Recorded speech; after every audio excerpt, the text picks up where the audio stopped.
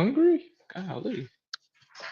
Yo, what's cracking, man? It's the best wrestling podcast in the world. I'm just being facetious. No, you're right. You're right though. You're right. Two words for you. We're supposed to have a guest. I think he hopefully he sees this and checks in. But anyway, Yeah. um, it is Tuesday afternoon. What a weekend! What a weekend of events! What a what a man! I mean, Speechless. we absolutely Speechless. nailed this P. We actually absolutely nailed this PLE this weekend. I was proud of both of us. Um, it was fun, man. Let's start at the beginning. We did the preview show and did a great Yeah. job on that. I think Uh, so. For the I first time think this those year. we've been close. Yeah. We had the right scenario, just not the right person Yeah. or something like that. Yeah. And listen, um, we getting better as WrestleMania gets closer, so that's all that matters. yeah, we like four shows in. You know what I'm saying? So we learning, we getting our feet wet. So Yeah. this week we dived in head first. It was beautiful. Um, PLE Elimination Chamber. We said before that we started. This is going to be whatever you're doing on WrestleMania is going to be clear after this pay per view, mostly. Yes.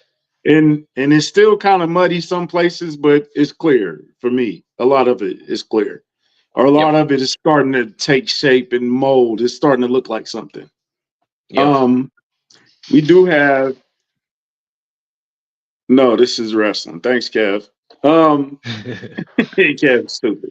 Um, we do have a lot of questions that were answered. Okay, our first prediction of the night was okay. Here's something that I messed up on. I didn't know that they had changed the whole chamber around. It's been a while since I've seen a chamber where it's padded now. You can just bring it Mhm. down from the ceiling.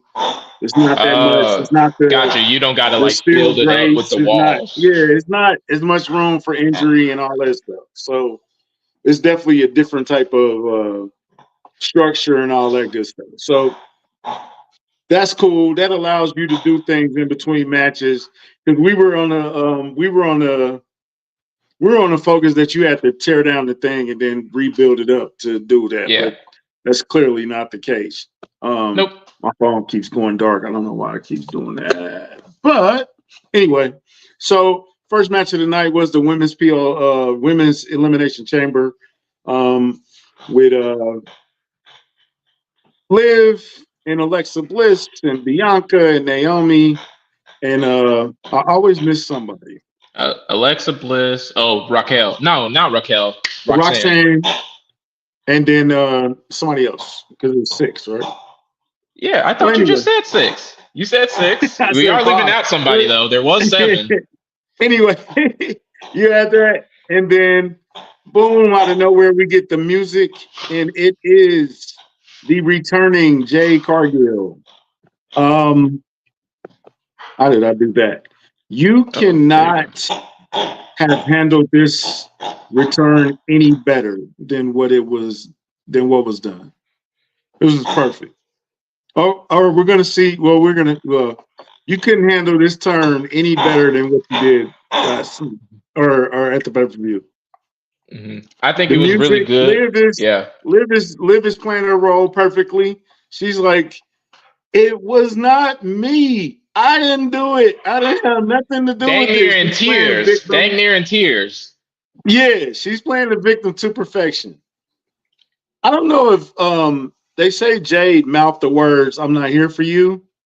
Mm, I didn't see it, I didn't see but that either. it sounds I don't know, but it looks like she's about to give Liv a really big punch that she brought from a long way away.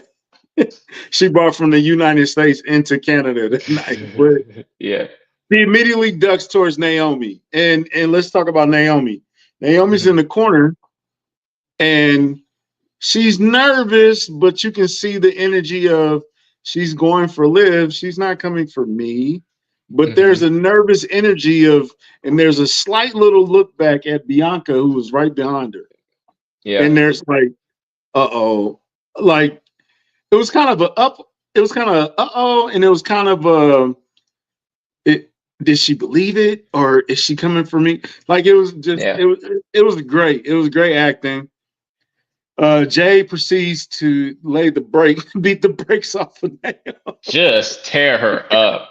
Just destroy her. Lord have mercy. Naomi, baby, get well soon, baby. Because you got the Trinity Fatu, you got the brakes beat off of you, my love. Yes. She's a good seller, though. She's a good seller. I believed every move. Jay laid her out, hit her with the cage, which was kind of crazy. Brutal. I've never seen that done before. Have we seen that done before? I think there was more recently there was a time where someone got the cage door shut on them, I believe. It I wasn't done can't for the remember. head, was it? Because this one I was don't I don't think it was the head.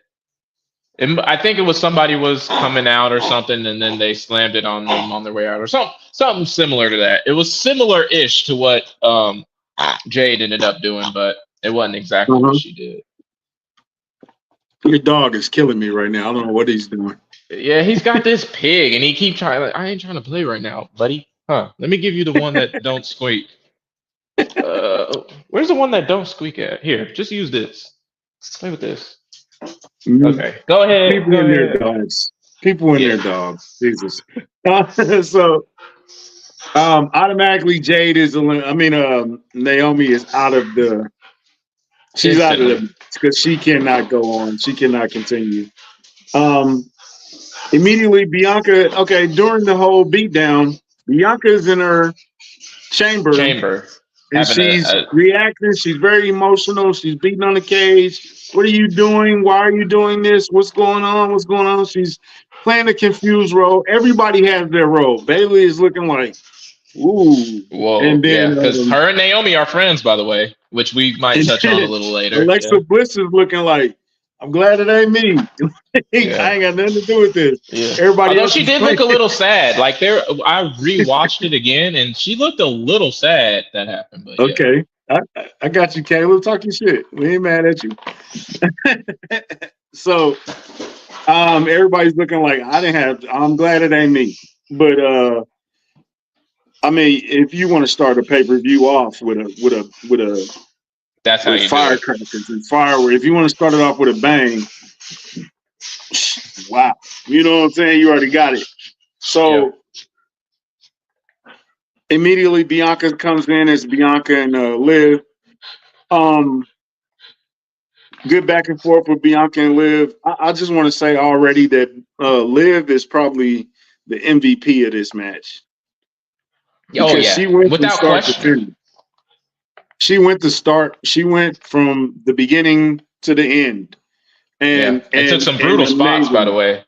with some good spots. She got her hair whipped. She got it. They call it the She slave master. She got Yeah. cracked, but Yes, yeah, she and she definitely fell was off the beat up cage. after Yeah. the match. I like the list Alexa Bliss in this match. I love. She looked very strong. Um, Roxanne Perez did not look out of place amongst the vets in this match. Amongst Bailey, Yep. who's clearly a vet, and Bianca, and all these ladies that are clearly Hmm. vets, and she did World not look out of champions. place. Yeah, all champions. She clearly did not look out of place at all during the match, and it was a great match, man. It was some great spots in there. I told you that Sister Abigail DDT is my new favorite move. I like Hmm. it. It does take a little bit longer to set up than Yes. Yeah, and we normal. talked about that last So show too. yeah, I think that might be the drawback on that. But it was a great match. You got anything to say about Yeah, the there is women's so much to chamber? say. Just about that match, there's so much to say. I do kind of well, I'll get this out the way because I think interesting. This is not a slight on the match, but I think the match part of it is probably the least interesting thing that happened during the chamber. So I want to get that out the way first. Bianca won, which I figured she would, especially with Roxanne probably busy, Alexa Bliss kind of busy.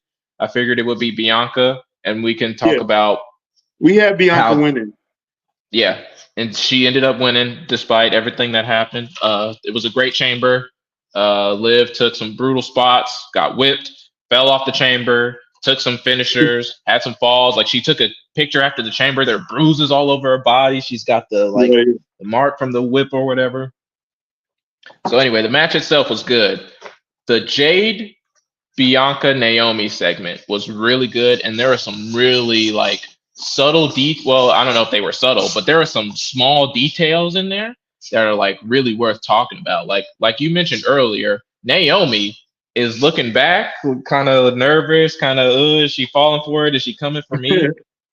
Bianca right. though was in the back excited, like, oh, Liv, you finna get what is coming to you. She's excited, hype. I think that was an interesting detail because why is Bianca excited and happy and Naomi isn't? We originally thought that it could be that Bianca was behind the attack. She put Naomi up to it, but this kind of throws a wrench into that. I mean, she could just be faking it and acting, and that might be revealed later, but at the moment right now, she's not acting like somebody that had anything to do with the attack on Jade Cargill. So that's interesting. Yeah. My Um, whole theory, okay, you ready for my first conspiracy theory? I think you uh, pitched this to me, but go ahead. Go ahead. Yeah, I pitched it a little bit. I think Naomi put the work in, but I Mm-hmm. think Bailey might have been the mastermind behind The the work. attack. Yeah. I think I just added this, but I think she wanted to get on that Survivor Series team Mm-hmm. and get in that match to get at oh girl, I can't think of her name right now, but to get at somebody in that match. Yeah, Yeah. Caleb, I'm thinking Bailey might have been pulling some strings because if I was going through some YouTube shorts the other day when they were doing a Survivor Series team, they were like, we needed 5. And Naomi was like, hey, how about Bailey? And Bianca was like, I don't No. really get Yeah. along with Bailey. And then we got all these damage control people already. Like, I don't want to, I don't know about Bailey. So it kind of makes sense. And then the way, Yeah. and the reason why I think that makes sense is because Bianca acts like she has not a care in the world. And she went right Yeah. along, right face first into Rhea and Io Sky, which is something else that we need to talk about later. But she Mm. went face first into that feud without really looking back at it. Now she's still conflicted about what What side happened? she's on and who she needs. So there's still something there.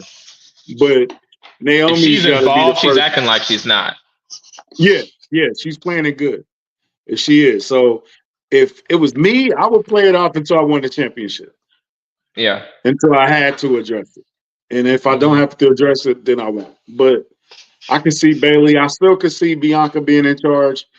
If you do that, you're going to have to turn Bianca heel. Now, you can turn Bianca heel with Io Sky because Io Sky is a babyface, right? It's a baby face. Big baby face. Rhea's a big baby face.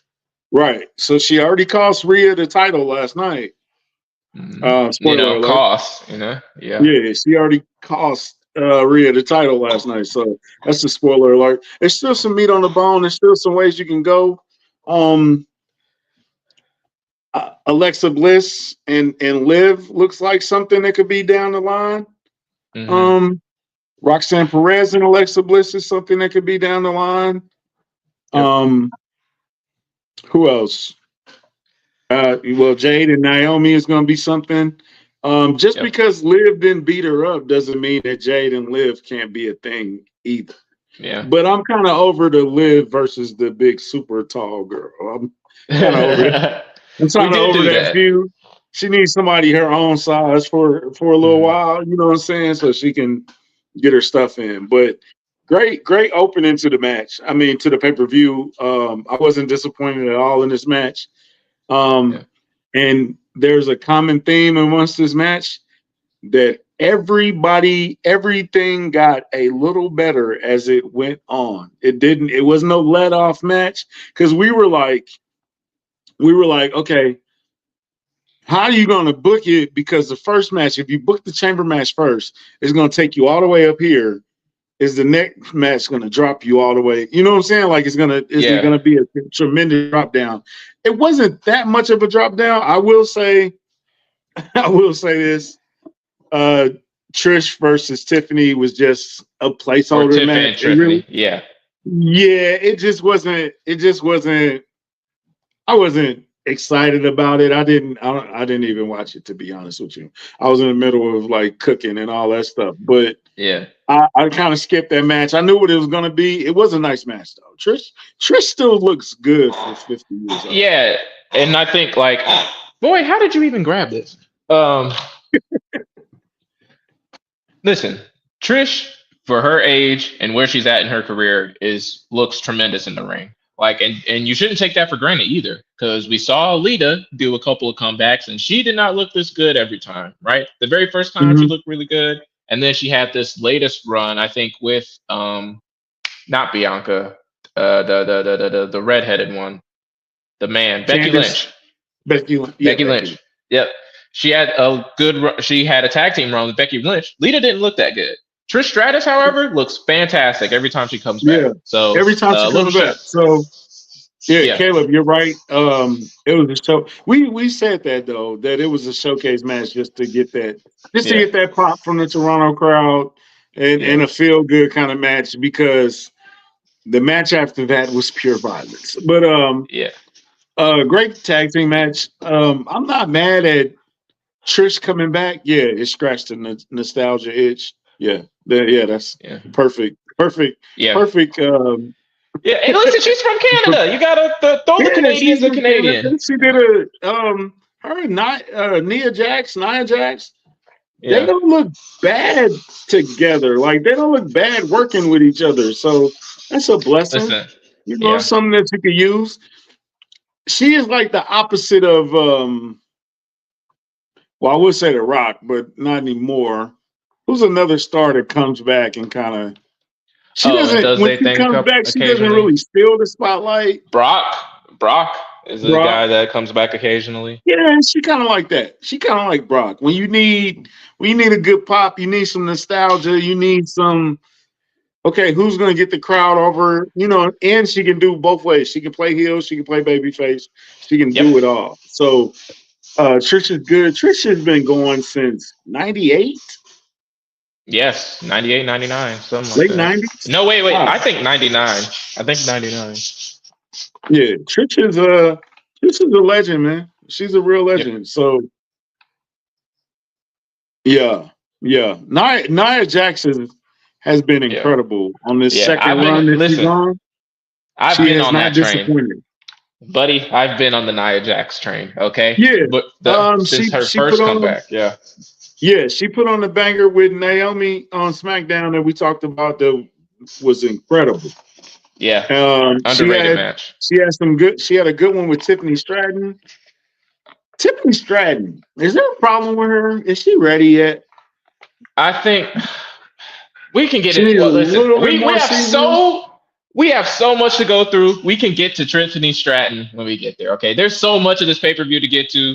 But we definitely should talk about Tiffany Stratton, but that's something we can talk about because we got to get to this Kevin Owens match because there's so much to talk about. We can talk about Tiffany later. Yeah, Nia is. She's just she is huge. It's like she is, but she can work. Only people believable with her is Bianca, Rhea, Becky, and Becky's kind of small. Right? Jade would be good with her. That should be somewhere. But even so, like Lyra Valkyria, their match at Queen of the Ring was fantastic, especially that ending with the failed powerbomb or whatever. So I mean, listen, Nia can work with smaller girls. It's just it's got to be the right one. It's good. So yeah, let's get into this next match. Sammy KO. We said this match had to be brutal. We said this match had to be ugly. It wasn't going to be pretty. It wasn't going to be fancy. It wasn't going to be a lot of flips and all that good stuff. It was going to be a brutal match, and it lived up. It might have surpassed. Only thing I didn't like, I wish somebody would have got color Yeah, color would have been nice. I think in the match. you can there's a limit to how brutal a match can look without color being involved, and I think this match kind of touched the ceiling of that. Like, how Yeah, brutal yeah. can Oh you be no, without getting it color? didn't. No, I'm nitpicking right now. It didn't take away from the Yeah, match. It just was that would have just put it up in the yeah, stratosphere. There's, you know what I'm saying? But yeah. this back and forth was amazing.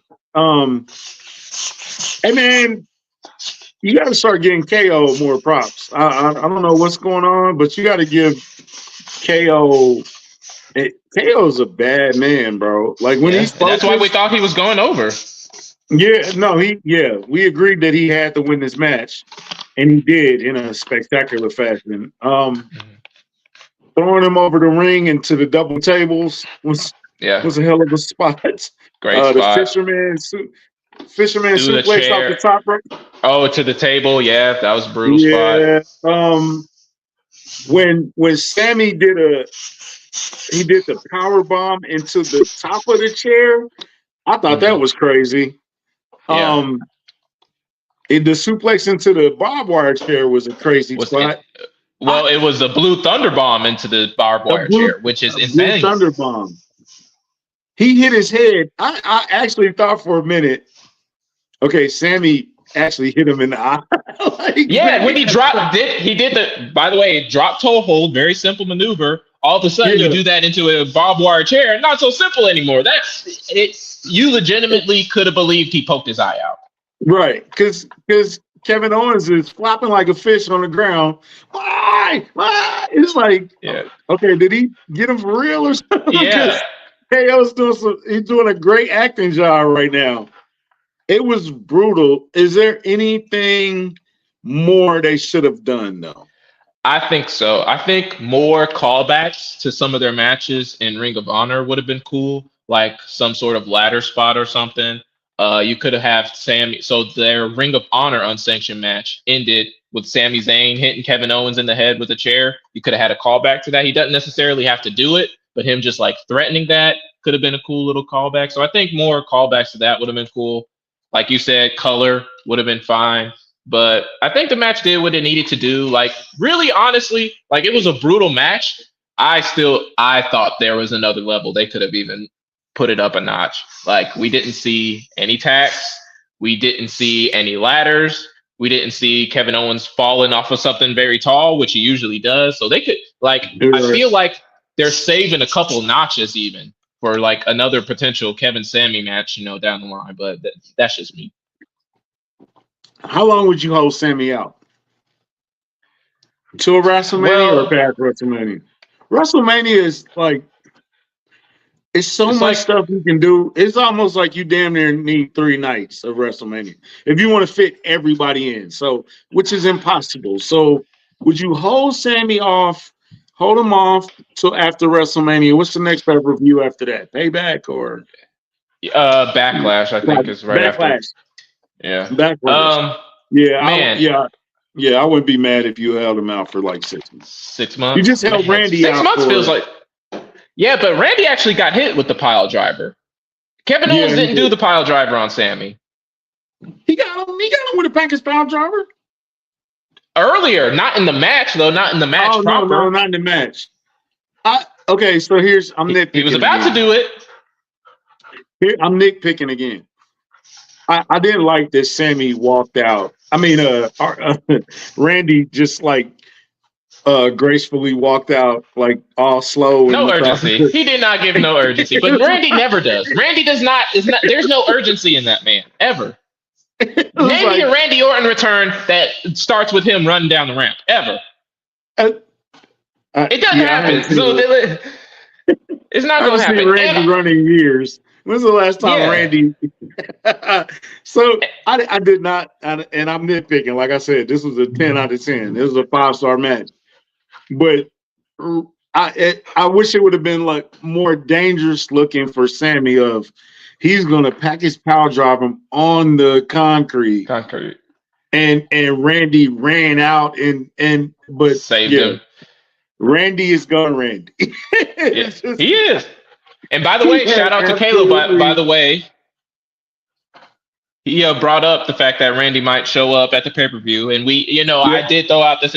Now, Caleb originally thought that Randy might cost KO the match. I said you don't necessarily have to do that with Randy, and lo and behold, he didn't really cost him the match, but he still made an appearance.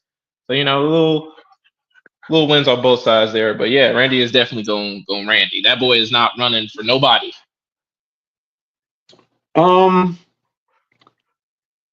So how do you? They can't just have a regular match. Sammy, you're talking about Kevin Owens and Randy Orton. Yeah, and it has to be street fight. Maybe Vegas street fight. You could do a Vegas street fight. That would be fun. But I mean, okay, we agree, Odin's son. We do agree. Yes. Listen, we can do that. Okay, that would be fun. But at some point, Kevin Owens needs a break. Like, this dude has been through like 3 death matches in a row at that point. Like, he just got through with a brutal ladder match where he got his head put through a ladder. Okay, now he just had an unsanctioned match with Sami Zayn where he got his eye nearly poked out with a barbed wire chair and got blue thunder bomb through a barbed wire chair. And now you're trying to put this man through a street fight in Las Vegas against the healthy-ish Randy Orton. Like, when is this man gonna get a break? He needs a regular match at some point, country. He needs to, but he could take a long vacation after this one. I guess. he can come back in better shape and everything. He can take a long vacation. He'll spend some time with his kids after this ass whooping that he's about to take from Randy Orton. I guess. Like I said, bro, this was an incredible match. If you're complaining about this match, you're probably just nitpicking. And it just was last man standing. Could do that. That's not bad. That is not bad. A best out of 3 is not bad. Best of 3. Usually best of 3s though are used for like who's the better wrestler. I don't think these two are worried about who's the better wrestler. They're just trying to hurt each other. True that. Remember three stages of hell? Stone Cold and Triple H did. Yeah, but that's usually the last time they done that. A long time, long. Is that fair? Time. Is KO like the new Mick Foley? Sammy kind of is too, because Sammy's one of those. I'm a sell, and then I'm a out of nowhere haluva kick, blue power bomb. Yeah. I think Sammy's got more of the underdog vibe to him, but KO has done his fair share of death matches though. So that aspect of Mick Foley, KO definitely has. Yeah, I wouldn't be mad about that one. So the next match, the men's chamber. This match is stockpiled with talent. There's not a bad. If you want to be mad about one person, it's probably Logan Paul, and then after Logan Paul is probably Damian Priest. But all of these guys are stars. And they're over. They're really, really over. And Logan Paul probably was the odd man out in this match, but his trolling skills and his athletic ability showed he needed to be in the match. So he did some things in the match that were nice. Not as much high flying in this match because it was some older guys. Now, if you get him in there with a Rey Mysterio or Penta, Ray Phoenix, those kind of guys, then he can, it'd be probably a totally different match. But it was I know Kyle hates, he's not a Logan. Yeah. Listen, who is a Logan Paul guy? I have not met one yet. He is that hateable. Because I was setting it up for Logan, either Cena or Punk or Punk. So I thought he would last longer than he did. Pause. I thought that I was kind of giving him the spot that Seth took. I kind of was giving that role to Paul, but I'm glad they did it with Seth. Speaking of that, it looks like our guest has arrived. Okay, let's add him to the stage real fast. Yo. Joey LaFlare. Am I Ladies sounding and good? gentlemen. Yeah, you good? Okay, cool. I just didn't have the proper setup, so I just want to make sure I'm good. I'm good. How y'all doing? All right, how Doing you good. doing? Is Joey LaFlare? Is that the right Yes, sir. Joey LaFlare 1016. from the Yada Yada podcast, a hip hop historian? One day I gotta, hey man, we gotta chop it up on this Drake versus Kendrick thing one day. Man, always a good time doing that. If you got 3 hours to spare, I would love to. Oh my goodness, more. We can go, we can go all day on that one, man. Right? That's easy. But my boy said he likes wrestling. He loves wrestling. He wanted to talk a little wrestling with your boy. So welcome to the show. Man, we were talking about the men's chamber. We can go back. Let's start at the beginning. Okay. How did you feel about the women's chamber? So the thing is, I haven't been able to like watch those yet because I don't have cable, and I only have it Okay. on Netflix. So, but I also forgot that some certain websites offer it up, so I got to get back into that. But Yeah. I saw some clips. I'm still getting familiar with the name since I just got back into it as of recently. But she is it Liv Morgan? Yeah. Yeah. Light skin, little Yeah, I heard she really got her ass beat. Yeah. She did. Yeah. But from what I've been seeing, what I've saw and been reading from people, like people are really pleased with how the women's elimination chamber turned out. Yeah. Right. It was good. And It was a good match. How'd you feel about KO and Sammy? Did you see that one? I got to see clips and hit here and there, but I like how it looks. I like what they did, especially with like how they're trying to build this rivalry between these two and how it's been so lengthy between them as people and friends and as enemies. Like I think how they played it out was really well done. I think Sammy, from what I read, Sammy and Kevin Owens really didn't have them like do the wrestling things with the barbed wire. From what I saw, they actually kept it real and authentic because they wanted it to feel unsanctioned by WWE, so they kept that authenticity in it. So I just like that. Yeah. They really did a great job, man, selling that whole feud and like the payoff for it. It's funny that okay, this is why would there ever be a barbed wire wrapped chair under the What are you doing? That's never there. That's never been there.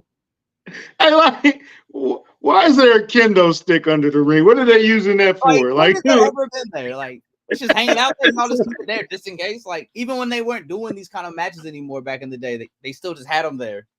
yeah, it really doesn't make sense that a barbed wire chair is just why is that? You never under used one of those before? You never used a barbed wire chair? Have somebody you don't like sit in it, you know? I've never been at the cookout and they had that's the barbed wire chair. Don't put that. Yeah, I've seen that around. It's just or a baseball bat. What is a baseball? A spike baseball bat of that. Like what? It should be more wrenches. I like when CM Punk and Drew put out the toolbox. That makes sense. Was crazy. Remember back in the days they used to always have a steel chain out of nowhere. It used to always be a steel chain. Yeah. I did when I did backyard wrestling. That's amazing when they pull out. Wow. So I recently got back into it when I went to Netflix, right? Because then I didn't have cable for a while, so I got back into Netflix, right? And there's a couple things that have been throwing me off. Like, when did they stop doing intros for specific shows? You know, they have the intro, like which is now the then, now, and forever, and then they used to have like the show intro after that. When they stopped doing that? Yeah. So as far as I can remember, before when SmackDown was on Fox, they used to have the SmackDown intro for that. And then I think Raw used to have the intro, but once they had SmackDown switch over to USA, they stopped that sometime between like 2023 and 2025 is when they really stopped with the intro. Recent. Yeah, it's really recent. I ain't gonna lie, that element does throw off the show a little bit for me. Because it just I get it. And like before, if you remember how they did it before that, like the intro play, and then it cuts to the arena, and there's a bunch of pyro going off and shit. Now I know why they stopped doing that because that shit was super loud.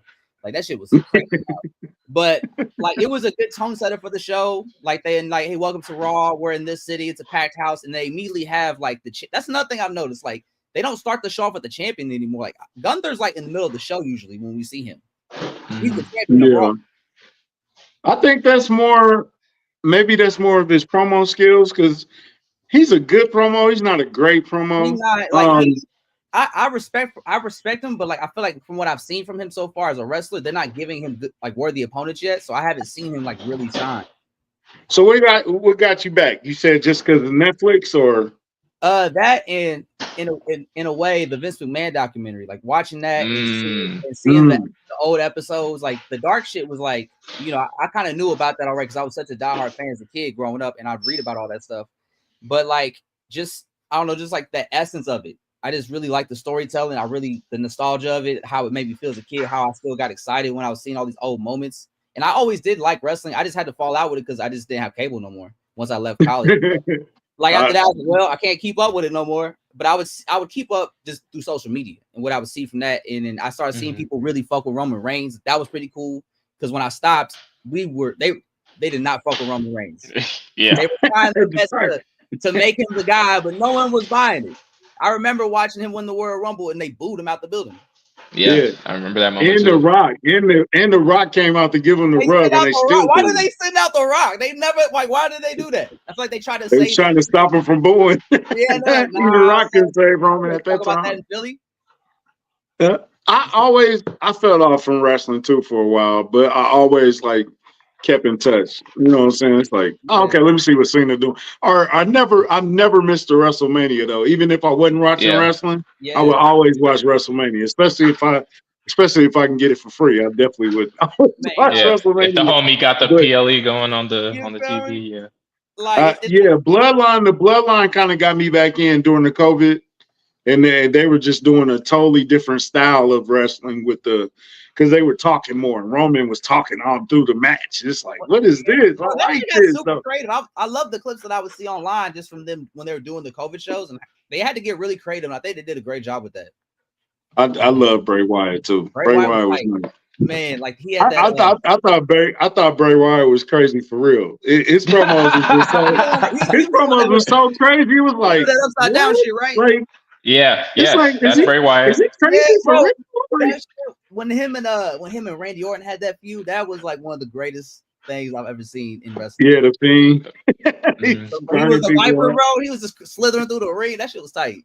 I'm glad he Rest in peace, Bray Wyatt, man. He has so much to go. All right, so we got to the men's chamber. Man,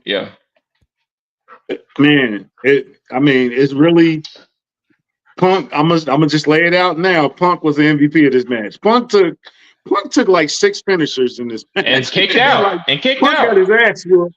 Who started like it out? It was a great match. I wasn't disappointed in nobody. I still like that Drew McIntyre is still an asshole, and he hates Punk that much that he walked up to the pod. It was like, why are you talking to him? He can't even get out the pod yet. It was like, yo, Drew, pay attention, man. Like, and that's what's gonna cost Drew in the end because he's so focused on everybody else that he just be missing some shit. But I love the match, man. I'm a little. I like Damian Priest, but there's some things about Damian. Like, why was he there? Change his outfit. Why was he there? Like, from what I've seen, it didn't look like it made sense. Like, Logan Paul didn't make sense to me, but I kind of understand why because they're pushing him. But like Damian Priest, like I haven't seen him do much of anything since I've been rewatching it. He's like, kind of into it with Drew, but it don't get the same love that Drew gets with everybody else. Yeah, he's kind of in a rock and a hard place. Like they don't really know what to do with him. I hate his outfit. I hate his ring gear. You hate his ring gear. Do you hate the Undertaker? Because that's what it is. I do low key hate the Undertaker. I ain't gonna lie. He was kind of. I don't like his ring gear, bro. Just a little bit. Yeah, they trying to give. He's not bad, but he's not great either. He's almost there. He just need a little bit more.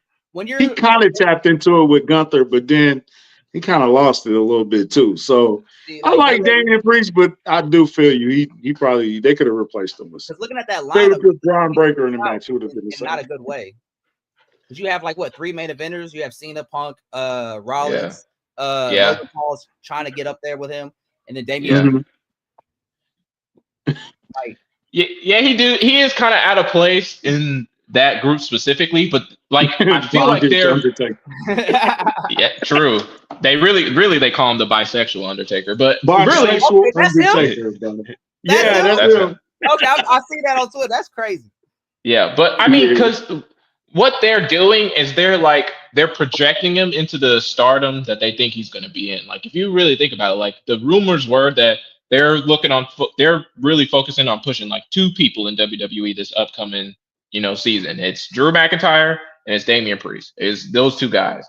And if you look at the chamber, they're trying to call it the most decorated chamber ever, and it makes more sense now if you think that they're in the mindset that Damian Priest and Drew McIntyre are future like super duper stars. Can Drew take him to that level? I think he can. I mean, you saw it in the feud with Punk. Like Drew McIntyre can rise to the level of his competition. In all fairness, and like respect to Drew, I love Drew because I've seen him rise this far, which is crazy to see he made it this far. But like anybody that had like Punk can work a program with anybody damn near, except maybe Logan Paul because that was rough to watch. But like Drew to me, like Drew is a great wrestler and I love his personality, but he's a little like rough on the promos because promos got to be long-winded if you're going to be that guy. And sometimes Drew I get a little flustered if you give him a long-winded segment. I feel like I would say Strowman kept getting hurt. That's why he got shuffled to the mid card. Yeah, I was wondering what happened. He was out here just getting ran through. Pause. Yeah. Last time I was looking, I was like, bro, you were the guy last time I was watching. What happened? Yeah, and Strowman also had that thing with Brock where Brock had to literally like punch him in the jaw during the match. That was kind of crazy. His new thing is getting his ass whooped by Jacob Fatu. That's his new thing. Hey, make Fatu look like a star. That's what his new thing is. I was wondering, you know what? If Bronson Reed wasn't hurt, he might have been in that. He might have been in the chamber. He would make sense for that chamber. He would make sense. I have to ask. So I'm still trying to get reacclimated with all the new guys that I've been watching, bro. Have they tried to push Braun Breaker yet to like the main event? So he's gonna get there eventually, but right now he hasn't already. That's why I was curious. He's got the Intercontinental title at the moment, so he's kind of stuck in that mid card position for the moment. But really, like at this point in WWE's like management right now, they really use the mid card belt even more than they did in the past as like a testing ground for if you can be a main event star. Like if you think about the past, like mid card winners, you've got LA Knight, who's gonna be a main event guy. You've got Braun Breaker, who's going to be a main event guy. You've got Gunther, who's world champion now. You've got Sami Zayn, who can be a main event guy. So it's just like a bunch of guys that they're testing to see what would it look like if they would be champion. And it's like Braun Breaker is the most ready out of everybody you just named. But like and Jey Uso, I forgot he won the IC title. He's about to be heavyweight champion. Like, Uso, like he got to really prove something at this WrestleMania. Like he got to really prove that he's over. But his mic skills are a little weak. And then, like, obviously his wrestling skills aren't up to par for what a main eventer can hold. But I think this will be a good challenge for him. So if they're gonna make him champion, he's got to prove that he can hold that spot. Yeah, I can agree with that. Uso. But I fuck with Jey Uso heavy. I like Jey Uso. Hey, he's super over. He's over. Like, he's over with the kids. Yeah, which is great. But can he hold it up? Can he make a good match though? Can he have a great match? I mean, the last time him and Gunther fought, they had a good match. Saturday night main event. Yeah. Him and Breaker had a good match. Him and Gunther's they've had good matches before. Okay. But this is WrestleMania. You got to do it. You got to do it on a large. You got to take it up. Like Jey Uso about the main event WrestleMania. That's kind of insane to say out loud because you think about just the main event spot, right? And who's been in that spot in WrestleMania history. It's like, can Jey Uso's name and rep as a wrestler live up to that expectation? Don't sleep on Jimmy though. I like Jimmy as a solo too. They need to give him something to work with, but I like Jimmy as a solo too. Listen, Jimmy, we'll see about Big Jim. We'll see about Big Jim. Let's go back to Elimination Chamber. What did y'all think about how it ended? Okay, so we're getting to the ending then. Just with the ending of the match itself. You want to do the match or let's do the finish. Let's do the finish of the match first. Let's do the finish of the match. Hey, Seth Rollins. Punk, I don't know if Seth Rollins and CM Punk really hate each other, but it seems like they do. Yeah. It feel like they hate each other in real life. It feel like Seth Rollins do not like dude. Yeah, I don't. When he he curb stomped my boy, and he was looking at him like, die. I'm like, Literally, say, not yo, looking at him, this saying, is yelling, screaming at him, this die, is this die. is the this is next level. Like they taking it. This is some cinema right here. I Like love it though, because if anybody's gonna I take it love there with it. somebody, it's gonna be CM Punk. Yeah. Who's one of the realest. I'm still stuck on CM Punk called my boy an oven mitt the other night, and I'm still laughing Yeah, about it. Seth Rollins, yeah. That shit was hilarious.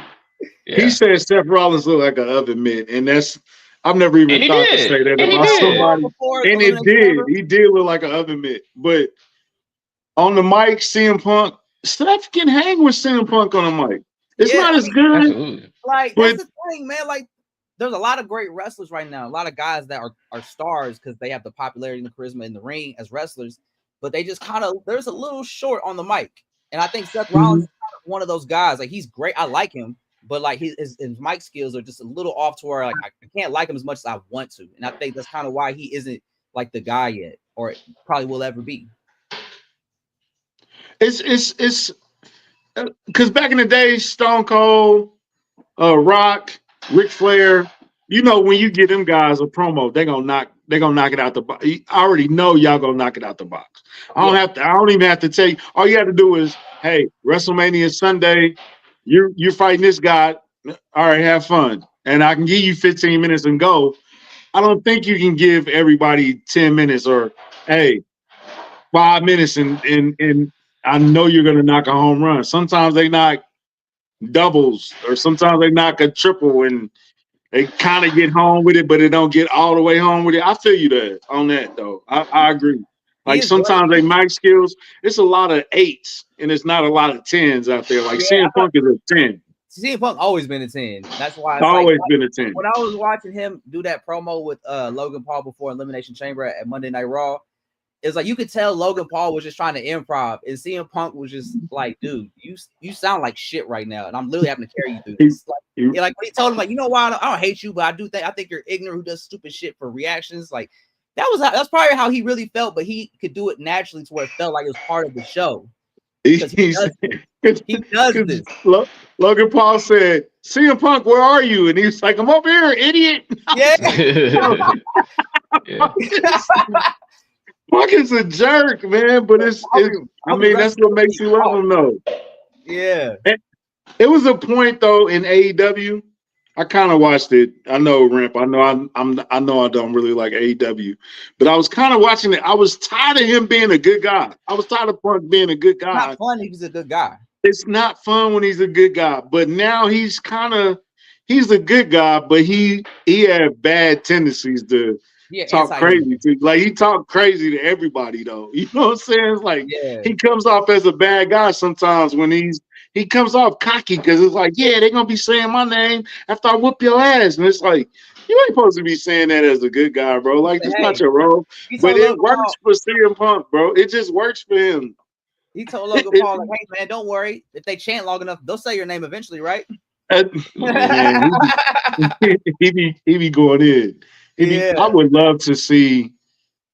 We keep asking for AJ Lee, man. I don't know if it's gonna ever. It's not happening. We're not doing that again, country. We did it. We were correct. Okay. Again, last show we said we were done predicting Becky Lynch coming back, and we were correct. She didn't come back. We held ourselves off, and we were rewarded. And then she tweeted about it, though. She tweeted. She did not come back though. Was she on air? No, she was not on air. So now, what are we about to do with AJ Lee, country? Are we about to have to ban mention of her coming back? AJ Lee. Okay, we're no longer mentioning Becky Lynch or AJ Lee. We putting them. You make the list. Like Chris Jericho. Okay, so let's talk about the elephant in the room. Oh man. So the match is over. John Cena wins. We predicted John Cena would win. It made sense for John Cena. When I first saw the news, I was like, "That's fucking stupid," but I knew that was coming. I felt like the writing was on the wall. Oh man! Then The Rock comes out, and Cody comes out first for the record. Huh? Cody did come out first, and then Rocky. Cody came out first, and then The Rock came out. Okay, I'm nitpicking because I love this whole entire segment, but Did Travis Scott really have to be there, bro? Like for real? Listen, we can get into that. We can get into that. Like, all right, we'll take it from the beginning because he was the first person we saw. That's true. Yes. That's true, which is very interesting. Yeah, like, I'm surprised The Rock was cool with that. He's that big though. He is. He is that big. The Rock's idea at the same time. Yeah. Now, because think about this, Drake was in the audience, so was it potentially a shout out to like, hey Drake, this could be you potentially? They didn't even mention Aubrey though. Aubrey, they didn't. Cool. But that might have been at his request though. But he was there. He was present. And you think he didn't notice that they treated Travis Scott like he was a wrestler? You think that he didn't notice that? Oh, we have the biggest superstar in the world, but you're going to be able to come out before him. You think he didn't notice that? I'm just saying. Hey, he said he saw it, so we'll see. Been working with WWE pretty closely since they did the Netflix. So he's been a part of the scene for pretty much since the show moved to Netflix. Yeah. First man to ever smoke a blunt on Monday Night Raw. Yeah, which was insane. That's how real Travis Scott is sometimes, because if you don't, he'll just do shit. He'll just do whatever he wants to do. And it's like we're trying to run a program and a story here. But if you just go AWOL because you're just so caught up in the moment of just this adrenaline rush, it's gonna which is what he does. I think after this incident, I think Triple H is gonna pull his coattail like, hey man, you gotta do things or you gotta calm down. Because like they said he smacked the shit out of Cody. Yeah. He smacked Cody so hard. How to do it properly. That definitely was not in the script. The rumor is Cody messed his eardrum up. He definitely had a black eye after the match. It was all bruised up and swollen. Travis Scott, if you're gonna learn how to do this, and I like the fact that he's involved because you can tell he's not faking it. It's not for a check. He likes what he's doing, but you got to learn how to do it, bro. Because if you hurting Cody Rhodes, you won't be doing it for long. Because Triple H ain't gonna allow that shit. They got too much money tied up in this for you to be hurting wrestlers. So he gotta learn. They say he's training. He got to train. Please stop slapping people in the ear, bro. Like, don't do that ever again in your life. Why? Like, you tripping, bro. Hey, watch, bro. He's gonna come. His first match, he might come in super hot and might actually punch somebody, slap somebody, whoever he's wrestling, and they might give him one good receipt to where it's like, Travis Scott is getting the potato in his near future. He's getting a potato. Don't let Cody Rhodes get a hold of him in the ring, bro. That's just Cody gonna lay his ass out. You're gonna be able to tell. You're gonna be able to see this receipt. You're gonna be like, oh, okay, that's the one that Cody owes you on that one, bro.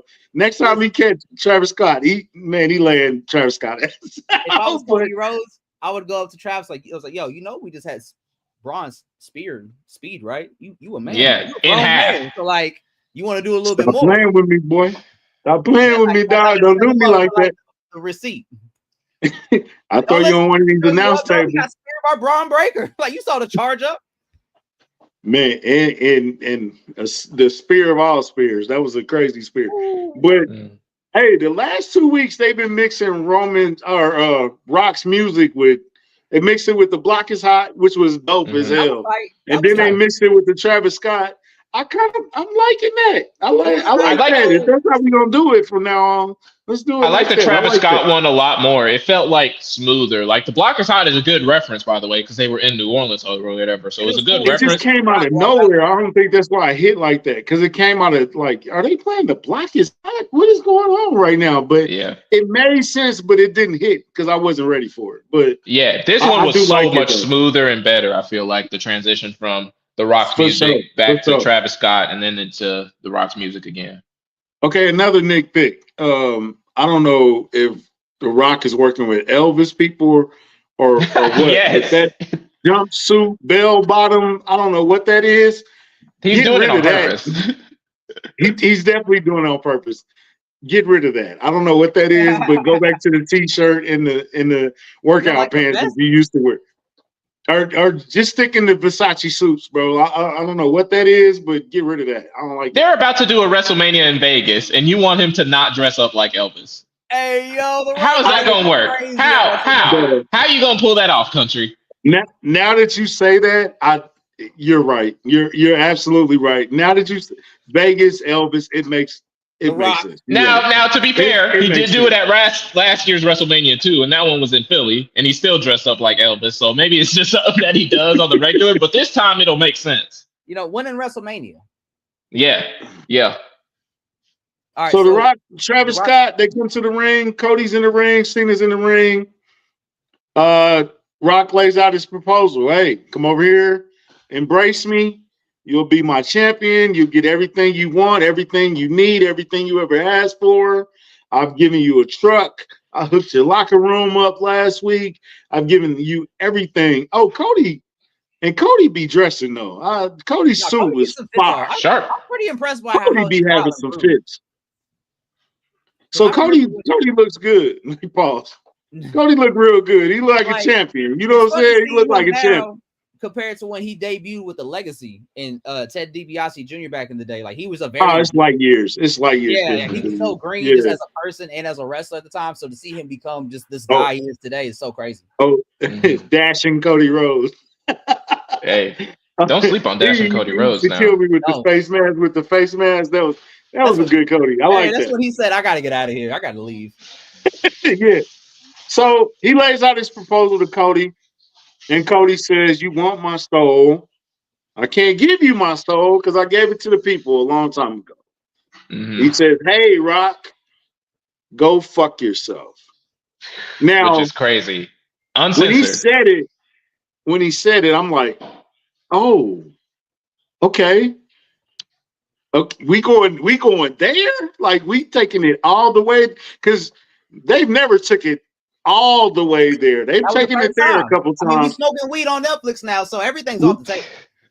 Everything's on the table. And Triple H did say we are allowed to curse now. And they didn't. I like that they didn't bleep it either. They even bleeped all these shit, but they did not beat that "go fuck yourself." And it hit. Yeah. So what is the air on now? What's it hit like a linebacker, bro. So I think for like overseas, the pay-per-view airs on Netflix. So like in the UK and stuff, I think they still got to see the pay-per-views on Netflix. But here they stream it on Peacock, and I think if you have cable, you can still order it over pay-per-view. Damn, so I gotta get Peacock to watch that shit. Yeah, Peacock ain't that Universe thing was such a great idea when it first started. It was $10 for everything. That shit was a steal. $9.99. Bro, for all the pay-per-views and episodes. What? That was such a steal. Yeah, that was a game changer. It was. So after the go fuck yourself, John Cena is. I don't know what the hell John Cena is doing in the background, or what Travis Scott is. He was happy. He was happy, but he was looking around like he was crazy. Too happy when he looked back on it too. He was so giggity. He was a little too happy. Travis Scott has sage, and he's. Oh my god, that was so weird. I don't know what that was. I didn't know. So that was really sage. Yes, he was doing it around like he lit it up. First of all, he lit it up, and then he started, putting it around. I don't know what that was. I ain't gonna even try to explain it. Brought sage to the ring. Elimination Chamber. So another thing, Michael Cole says, Michael Cole lets off a holy shit. Yeah, he does. Well, I think he says on commentary.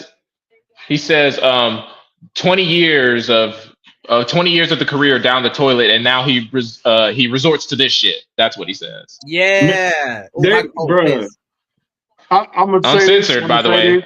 Uncensored. I'm gonna say this, bro, and I know it's impossible, but if Jim Ross would have been on commentary, it would have been legendary. I can't believe it. I just can't believe all my years in this business. John Cena, you son of a bitch. I'm sorry, folks. I'm sorry. Cena gives Cena and Cody embrace, and then Cena gives the look. And immediately I'm like, that happens when he did was the dap before or after he gave him the look? The dap was first. The dap was he dapped him up. So he got his hand over his shoulder and he looks at the Rock and it goes from happy to and Rock says, and it's like, yo, low blow. And Cena proceeds to whoop. He proceeded to tear Cody a new asshole and whoop him all over the ring. hit him with the Rolex. I thought they were brass knuckles at first because I was like, where did he get me brass too. knuckles? I didn't know where it was, but it was the Rolex It was a watch, he had yeah. gave the Rock, which is a nice touch too. No. That It was the Rolex that Triple H gifted Cody. That was actually his dad's watch. Oh, okay. Okay, you schooling me right now.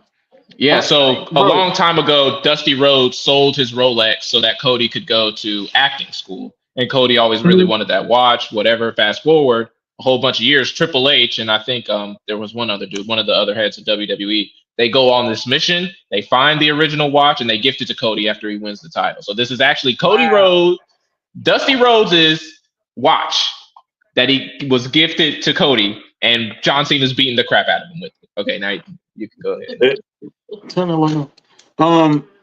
Bro, this is bro. I had to call my son like that. Hey, they turned John Cena heel. He's like 6 years old.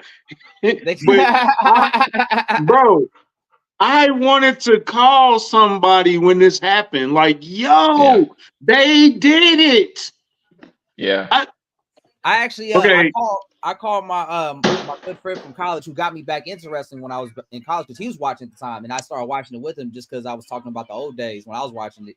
And so we started watching it together. And when he told me, he was like, bro, you will not believe what has happened. And he says Cena just turned heel. I had to FaceTime him immediately. I'm like, bro, what happened? It's like they did it on the retirement tour. Yeah. it's on the retirement tour. And it's funny because it's fans that are just like you that's just now either getting back into it or kind of, just kind of keeping their ear to the street. And they like, yo, they turned Cena heel. I've talked to, bro, people that don't watch wrestling no more. I got homies in high school. And they like, yo, bro, they turned Cena heel? I'm like, yes, y'all missed it. Like, oh, man, I got to go watch that. Like, they ain't watched it in years. So they're watching those people that were kids. Cena been a good guy for 25 years, man. Damn near his whole career at this point. Damn near his whole career. Maybe like 3 years when he was rapping, but that's it. Yeah. Bro. His raps was crazy though. They actually were low key fired. Like he was hella crazy. They were. Hey, he went gold, by the way. That album he put out went gold. Yeah, Vince, this would have never happened under Vince McMahon. Never in a million years. He was never going to turn Hogan heel. He was never going to turn Cena heel. They did it. This is the best. Is it the best heel turn of all time? It's up there. I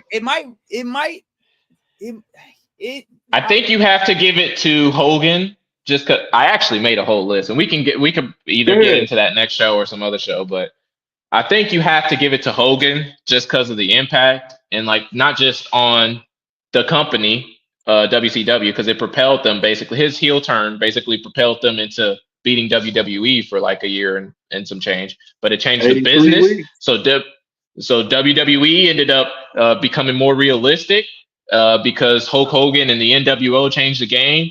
It ended up changing the Attitude Era. It ended up like changing some of the culture. Like people are wearing NWO t-shirts in public and wearing the black and white, and it was super cool and stuff like that. It was cool to be the bad guy. So it was like Hogan's heel turn became such a significant thing. Like it has to be the greatest heel turn ever at this moment. Yeah, at that, because that was also like a big pop culture move as well. Like, people that didn't watch wrestling but knew of Hulk Hogan. They're like, he's a bad guy now. Yeah, exactly. Cena's a bad guy now. Yeah, it's like that. It's talking about it. I think Cena's heel turn can potentially turn into the greatest heel turn ever, but it has to have that cultural impact or that impact on the business that Hulk Hogan's heel turn had. We'll see what kind of impact it has. I think it could have like a significant impact. And it might be, ironically enough, because Travis Scott was there, like it becomes a culture, like people that don't know who John Cena is or The Rock is, that those very few people that don't know who those two are, they probably know who Travis Scott is. So you've kind of encompassed a whole bunch of people and attracted a whole new audience. And in that way, if it ends up like changing the game for WWE, making it like explode into the cultural zeitgeist, maybe it will become a better heel turn than Hulk Hogan. Like, I'll tell you what. Go ahead. I'll tell you what. This is going to be the biggest WrestleMania in like the last 5 years. This WrestleMania is going to do stupid numbers. The numbers going to be huge, all across the board, both nights. Because, like I said, people that weren't in or necessarily they was like checking in periodically. Those people are back in. Like, yo, they turned Cena heel. Let me check out what's going on wrestling. Like, because this is crazy. I think, and now I don't have to. Now I can miss a Monday and then go back on Netflix and watch Raw whenever I want to. Like that wasn't an option when we were kids. Nope. Either you didn't even get to. If you miss Raw, you miss Raw, bro. Now if you can watch WCW and then they'll do a replay later on, maybe you can catch that. But I got to go to school the next morning. I can't be up all night. Stay until 11 p.m. Right, my daddy ain't let me stay up all night. So I think with Cena going heel, I think this is really going to be the moment we probably see like some of Cena's best work promo wise, and I think that's going to solidify how big of a event this was in wrestling history in terms of like him turning heel. Like I think that's going to be where he has to really deliver the impact. It's like he has to really go full on villain on the mic and really take it there for it to be as impactful as it could possibly be. Because we haven't seen him do that since he was rapping. Now, a lot of people have been comparing this to the Stone Cold Vince McMahon at WrestleMania 17. That was a crazy one. That was a crazy one. That one was crazy too. It didn't, but they didn't follow up with it the right way. No, it kind of ruined it. That's why it fell flat. And I think Austin didn't even want to do that. Like he didn't want. Yeah, he said in like interviews. Yeah, he says in interviews later, like he wished he would have just like stunned Vince McMahon at the end of the show instead of turning heel that first time. So even Steve Austin didn't like it. And I think how they did it wasn't.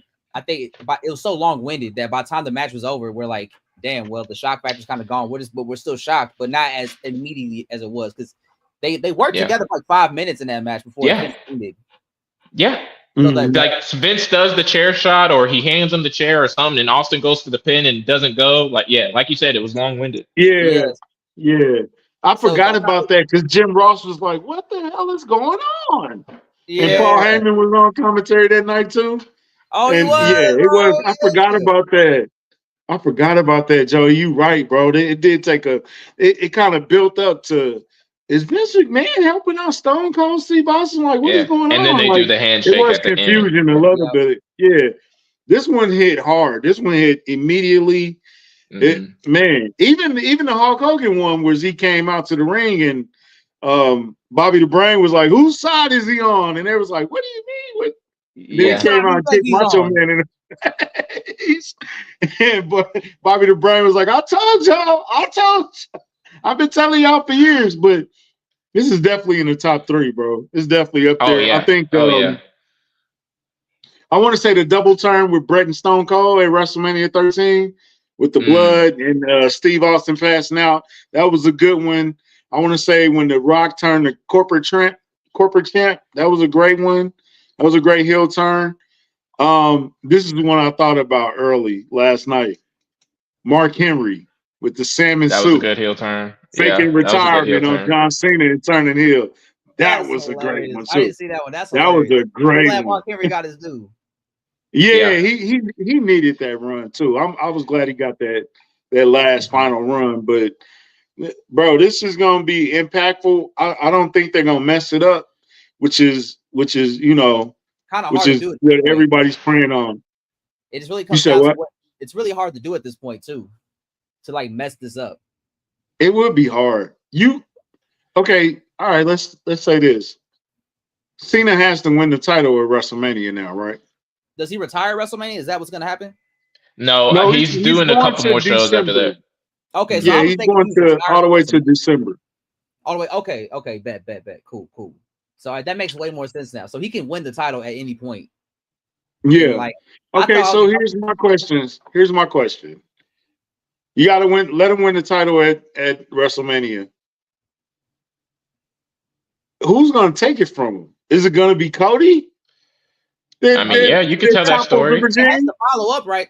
Every feud follows up post WrestleMania, especially like a big one like that, unless a new challenger arises at WrestleMania. Are they going to stack the deck? Are they going to do the deck stacked so high against. Because in my opinion, Rock is like the new Vince McMahon right now. He's the McMahon character all over again. Mm-hmm. He's on the chamber. He's on the chairman of the board. He's the final boss. This is a new character. He's like the new villain, Vince McMahon. Is Cody enough to be like Stone Cold? Who's your Stone Cold in this scenario? Like he has, I think Cody Rhodes, another guy that he's great personality, just slightly a little off on the mic to really match it and really just make him that guy. I mean, he's already over. I mean, it's not he needs to be any more over than he's over. He has to really be able to go like bar for bar if he's gonna do it with Cena. You know, if he's gonna be that guy, he has to really step up and show us he's that guy.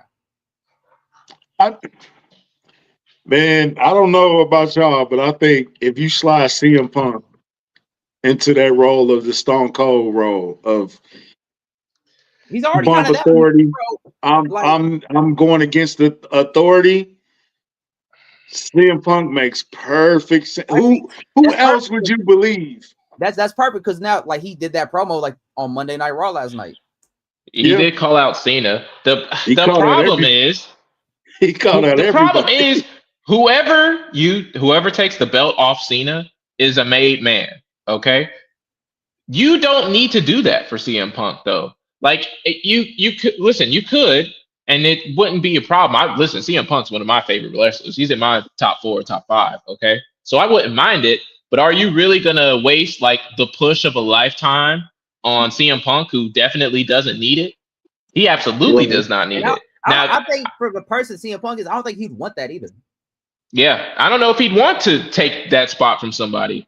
Unless it maybe led to a main event at WrestleMania or something. But yeah, but like we're about to be past that at this point. I think that would happen. Yeah, so I think Cody still makes a lot of sense just because he's your main guy. He's supposed to be the quarterback or whatever. I think he makes sense. I think Roman could make some sense. You know, this would be like he's a babyface right now. Technically he's a babyface. He could be like how many times has he been champion? He's been champion a few times, but none of them were even close to as impactful as his last run.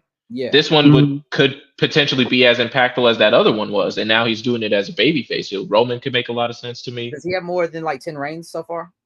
No, not more than 10. I think he's got like they could possibly push the angle of like him being like the next guy's gonna break it if they wanted to, because Roman makes sense. He's already been the main guy for some years now, and he's been champion multiple times since then. So if they wanted to push that angle, that could be something.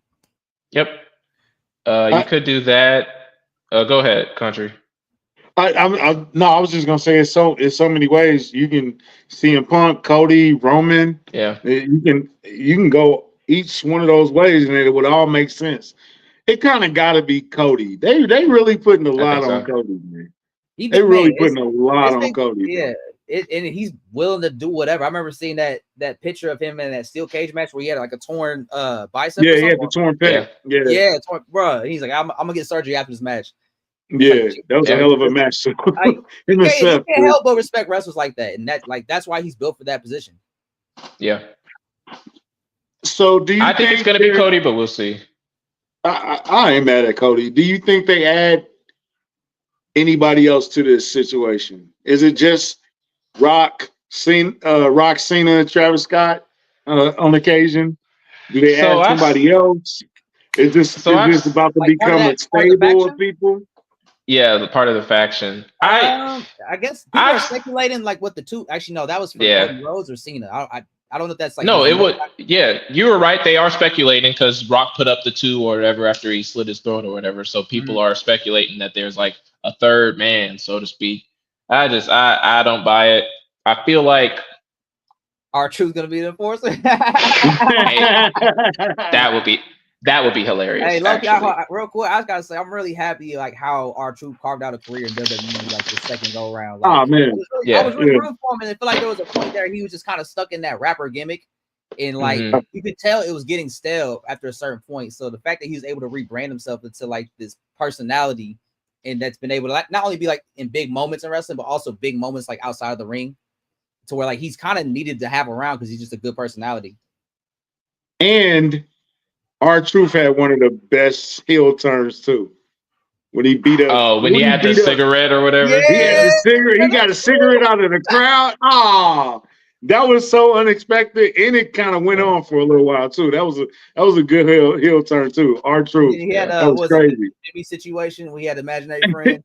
Like Yeah, who else Lil could Jimmy. make that a great role and a great character? Like not too many wrestlers could take that role and story and make it what he did. He made the little Jimmy thing work, bro. Like anybody else, that's just to get them fired already. Like he did a tag team spot at the Royal Rumble. Was that last year? Yes, that was last year with Dominic Mysterio. R-Truth is 54 years old, and damn, bro. Like I remember he debuted with the Road Dogg. Now the Road Dogg's writing for SmackDown. K Quick. Yeah. K Quick, yeah. K Quick. Get rowdy. Yeah. So it's good to see him have the career he has. I don't think they gotta add anybody. You could just do sort of like the Power Man, the 2-man power trip that Stone Cold and Triple H did. But exactly. Triple H got hurt. They kind of ruined that whole thing, but he tore his quad again or something like that. But yeah. Are you gonna put The Rock in matches though? You don't have to if you don't want to. Do it quick. I don't think The Rock wants to wrestle. Yeah, I don't think he's like so focused on wrestling again. Let me ask y'all this too. So you know how after the events they'll have the press conferences and whatnot. How do y'all feel about The Rock speaking in third person when it comes to the final boss? Yeah, that's kind of weird. I get it because he's kind of trying to separate this final boss character that he's doing from the corporate Rock that needs to do stuff for sponsors. That's on the board. That's on the board, doing movies TKO. And stuff. So he's trying to separate the two. So I understand it. I don't necessarily like it for like kayfabe's sake. Like it kind of takes you out of it when you got this guy talking in third person like he didn't do what he just did. Yeah, you know what I'm saying? But I understand it. Like he didn't say what he said. He hasn't perfected how to like navigate it yet. So he got to figure. He's still gonna need some. I like the idea of press conferences, but I don't like the idea of they're going to do it like that. Yeah, Triple H has done it very masterfully to balancing like the kayfabe and what's real and what's not. And even Roman Reigns, to his credit, he's so good at this. Like he almost completely keeps kayfabe when he's doing the press conferences. So I like what Cena did though. Cena came out, picked the mic up, and dropped it and walked away. And I was like, yeah, that's perfect. Don't even try to explain it. Pipe bomb. Explain it when you're ready. Pipe bomb. You don't even need to say nothing. So I like how he handled it. Was that CM Punk promo on Monday night last night? Was that a pipe bomb moment? Was that up there? Or was it just because I was watching, I was like, I like it, but he's not like going over the top for real. No, he's not. Like the original pipe bomb is almost untouchable. Yeah. He said a lot last night, though. He said a lot. He did. He called him bald. He called John Cena bald. That is insane. He called him both bald frauds, bald-headed frauds. Yeah. Well, The Rock makes sense because he's been bald for decades, but Cena is balding. Okay. So it's have you ever watched some old episodes of Raw when Rock was like The Rock? Yeah. He didn't really have hair like that either. Like, no, his hairline kind of was. It was thinning for a long time. That forehead was crazy. I'm surprised he got all as long as he did. Like, I understand why, because we weren't there yet as a society, but damn, son, like, woo. He got away with it too, which is crazy. He low-key did. I was thinking this though. What would it be funny if John Cena kind of like put a hairpiece and like covered the bald spot as like. If he did that, like a heel, like as a heel, like what? I would not take him seriously. I almost would prefer if he just like shaved it off to transform into a heel. Like he just shaved it all the way off. That could work as a heel. The hairpiece though, would just he's doing movies. I don't think so. Yeah, I don't think he would. But it would. Listen. I would take. He used to have the buzz cut though. He used to have the buzz cut, but he was a doctor of thugonomics. Yeah, but he didn't have. That's not the same as bald, though. You know what I'm saying? And when you're thinning, you need like the hair to kind of cover up what you got going on back there. And he's not Kurt Angle. He can't do the Kurt Angle like Kurt Angle did, man. So man, Joey, tell us about the Yada Yada podcast, bro. Oh man, what you doing over there? Oh man, just trying to do big things, just trying to be consistent. We just interviewed the Babe Gabe, who's dropping her project tonight. It's a big project. She's part of Black Star Kids. If you guys are familiar, they were a pretty popular group in Kansas City. This is her first solo project, so we just interviewed her, put that out Sunday, which is pretty exciting. We got a production about to drop with Ty. We're trying to work on one with Gabe. We just put out one with Paris. So we active. We just been trying to stay busy, trying to do a live event here soon. We got our anniversary coming up in May, so we're trying to do a live event then. I've been DJing now, so trying to get more into that. So we're just trying to keep it moving, keep it growing. Yeah, that's what's up, bro. I'm definitely supporting that, bro. We need some hip hop talk. There's a lot of hip hop talking going on. It's never some good people either, ain't of the culture. Everybody's not of the culture. They not, but they have an opinion. So Yeah. I ain't mad at your opinion, man. So, y'all got a YouTube with what's your Twitter and all that stuff? So you can find us on YouTube at the Yada Yada Podcast. That's Yada Yada with 2 D's, YADDA times 2 podcast. We're on YouTube, trying to build up that page. We stream damn near every Sunday. We try to. And you can find me on Twitter at Joey LaFlare 1016. All right. So, who your favorite rappers? Top 5. Top 5? Oh shit. All time. All right. I'm putting you on the spot. They ain't no order. No order. I'll go Tupac. Okay. See, Tupac, Kendrick. Okay. Hove. Let's see. Of course. Who else would I put? Country's looking for a name, by the way. He's looking for a specific name. No, he said young. Okay. Yeah. Damn, who would be like? There was somebody in there, but they on a lot of bullshit as of late, and I can't. I don't want to do that no more. But, yeah. So like, man, that was an easy 4, and then I had I would say my fifth. I would say is Mace. And that's just all for like I just really Mace. Yeah, like, he had that 1 year, but I really value that year. Like it's really good to me. But man, my 4th. Hey, I was murdered. P. Diddy named me pretty. I love that. I love that bar though. That's a dope bar though. I ain't mad at Mace. Mace wrote a lot of Diddy shit. So yeah, that's why he got the pen. Yeah. Shit. So hold on, I guess man, I'll say my 4th, I guess I'll just say shit. I'll just throw fuck, who the 4th be? You could go Nas, you could go Wayne, you could go. Oh man. Andre Benjamin. Andre 3000. You could go 3000. Scarface. No, low key, I'm gonna have to say Currency. Currency. Okay. Yeah, just because Currency got like a real cult underground loyal fan base. If you fuck with Currency, like there's a lot for you to enjoy, and I enjoy a lot of it. And some people get burnt out by the quantity of the releases of his music, but that's why I enjoy it, because there's always something you can take away. Yeah. Now when Young Money first started and it was like just Currency and Lil Wayne, I remember that because I actually had an XXL magazine at the time when they would do like Show and Improve, and it would be like up and coming artists they would write about. I remember Currency was in there. I think I still got the magazine somewhere at the crib. Currency was on No Limit and Cash Money, like like when Lil Wayne started like the Squad Up and he started he really changed his style. Shout out to Gilly the Kid. He really changed. He switched his style up a little bit. I ain't mad at Lil Wayne though, man. I mean, you got money. But yeah, man, we need that in the culture, man. Because like I said, everybody's claim the culture, but they not really up the culture and don't really know what they're talking about. So, especially on the local scene, man, we got some new A-Sean and Kai Colors and all Popper and Tech Nine and all the legends at Kansas City. But Kansas City got some talent, man.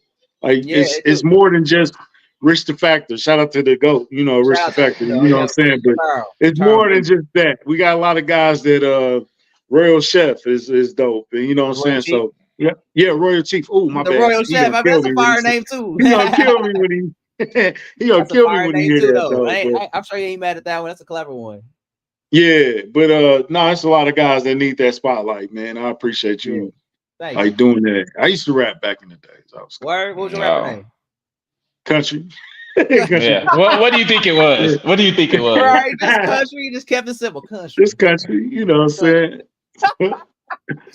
That's tight. Oh man. Tight. So man, I had like I said, the Elimination Chamber was a 10 out of 10 for me. I think it was historical. I think it's gonna be a night. Back to miss all of that. That was pretty. That was a good. Yeah, it's gonna be one of those things that 5 years from now, you're gonna be like, "Hey, Joe, you remember when Cena turned heel?" You're gonna be like, "Oh man, I was at the crib.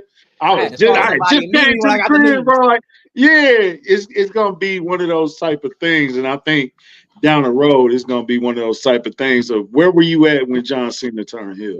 See, You know what I'm saying? we were talking about how Hogan's heel turn was the best in the business, and I think that does play a factor because what came after that, which was the NWO Hogan, and like I think if that heel turn happens any other way and the path is different, it might not be as impactful if it wasn't the magnitude of NWO.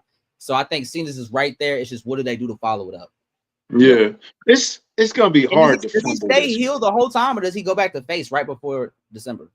I think it's heel. I think he's heel. He's gonna go out as a heel, bro. Yeah. That's gonna be fire. I'm really here for. I'm ready for Cena. Like he's gonna be the guy in the business of like I'm the ultimate world champion. I've held it 17 record-breaking times. Like I want him to really just talk his shit and say I am the business. Like don't tell me to never give up. Tell me I am the business. That is a good angle. Actually, he should use that. All I gotta say is, Ric Flair, stay home. We don't need you. Don't try to come back. I don't want to see that, bro. Don't just let it ride, bro. Please, just let it ride, Ric Flair. All that is do not come out of retirement. If you're not retired, please stay wherever you're at. Right. I don't want to see you have a heart attack. I don't want to see you pass away in the ring. And then, no, I'm knocking on wood. He was there. I don't want to see you, Ric Flair. I love you, Ric Flair. Please stay home. This ain't it. This ain't it, bro. Real quick, if you guys remember when he did the press conference after the Royal Rumble, he did like me winning this 17th title is what's best for the business. He said he that. was kind of playing on. I want him to dive more into that.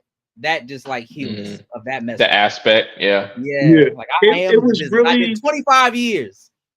It was really right in front of our face the whole time. It's just now when you look back at it, I know hindsight is 20/20, but the truck that he was beating Cody up in front of the truck, and it was a John Cena truck, like out of nowhere for no reason. It's just like the 3-hand signal. That's the John Cena thing. It's just like it was just right there, and it was like it just never made sense. I just never thought they would turn Cena heel, bro. I just thought not on the retirement tour. You know how much money they're gonna lose out on that? Yeah, that's what I'm like. They would never do it. That was my whole thing about it. So it was. I think it's funny. I think you've seen all these reactions of these children that are watching Cena turn heel in real time, and their reactions, they're crying, they're sad, and it's like almost similar to me when I was a kid and I saw The Rock turn heel for the first time. I'm like, yo, what you doing, man? Like, you're not supposed to do that. So it's funny seeing the next generation have their own little moment. Yeah. The Rock didn't sell out, he just sold up. Exactly. He became corporate. Man, corporate Rock, man. Corporate Rock was a became a real thing. So about to come up. Hey man, we appreciate you, man. We gonna support the podcast, yada yada. All things you're doing. Rent, what you got planned for this week, man? This week I'm gonna reflect on my life choices, think about turning heel, because now that my hero is gone bad, it might be time for me to do a heel turn. You know what I'm saying? You know what I'm saying? Like, what's real anymore? I was saying, I was like, bro, what a timeline we're in where John Cena's a bad guy. Like, yeah, you see what I'm saying? And we got Canada booing the national anthem. It might be time to turn heel. I text you when I text you Monday morning, I was like, bro, that really happened. He was like it's still surreal. Crazy. Like, so what is happening in America right now, man? John Cena a bad guy? Like, what is happening? John Cena a bad guy, man. We never thought we'd see it, man. They knew.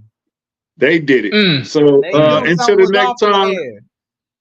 Until the next time, bro, we got 2 words for you. Peace. Appreciate you, Joey. Appreciate y'all. Yep.